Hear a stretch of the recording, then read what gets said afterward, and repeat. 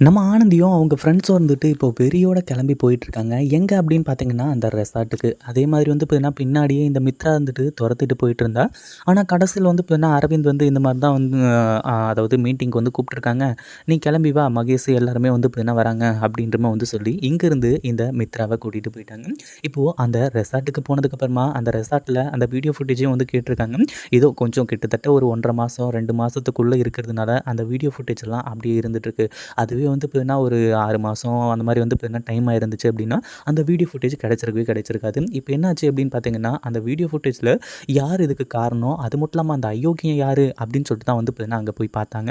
ஆனால் அந்த இடத்துல வந்து பார்த்தீங்கன்னா, நம்ம மகேஷ் சார் தலைகீழ இருக்கிறதும், அது மட்டும் இல்லாமல் அவருக்கே தெரியாம தான் இந்த ஒரு விஷயம் நடந்திருக்கு அப்படிங்கிறதும் தெரிய வருது.